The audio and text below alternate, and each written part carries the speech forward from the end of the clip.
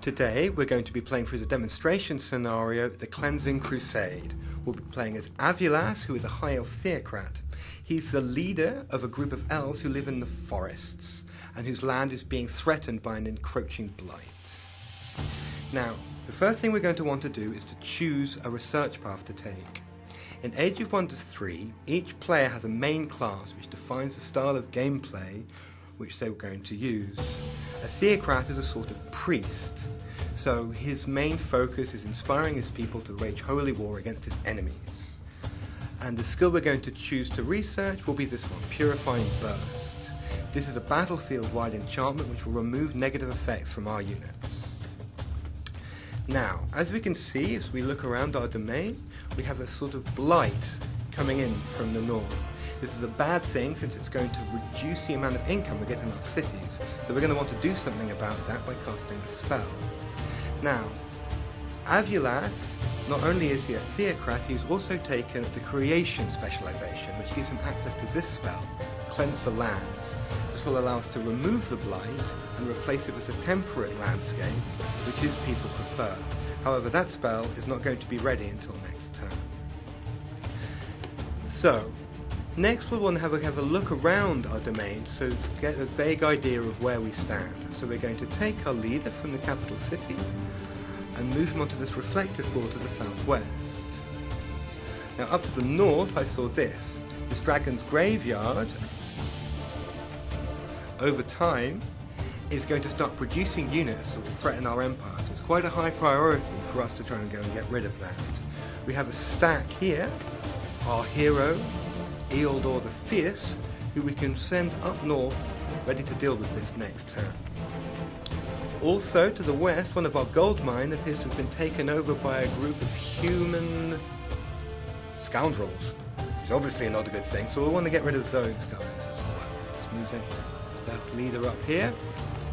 Select auto combat. It's not going to be a very interesting fight anyway, and that problem at least has been dealt with. Move to the next turn. And our Cleanse the Land spell is ready to be cast. So, we center on this little sign here, and oops, okay, the blight has been gone, at least from the immediate area, and our citizens are happy.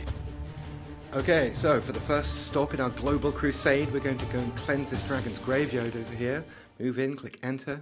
On the left, we see our force of good against the evil armies of darkness on the right. Looks like we're going to be fighting a dragon. So click on manual combat. Don't really want the AI to be taken over here. Here we see the dragon's graveyard with the big scary bone dragons coming over here to probably do something really horrible to us. Yep, and there he goes. His breath.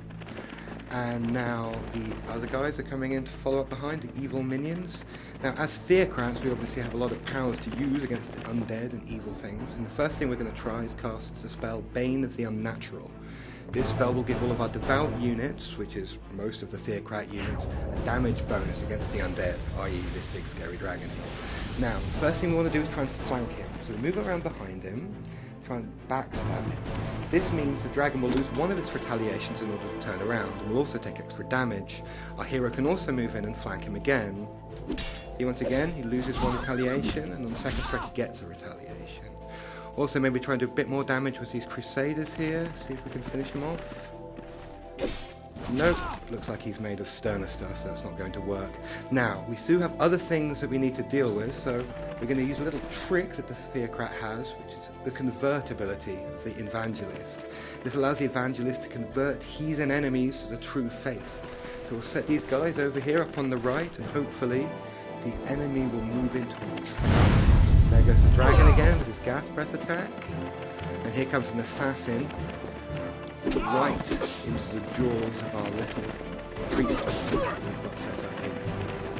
Other enemies moving in, fighting, standing. Now the first thing we want to do, our turn again, is our Holy War, another spell which once again will boost the damage output of all of our units. Very powerful theocrat spell.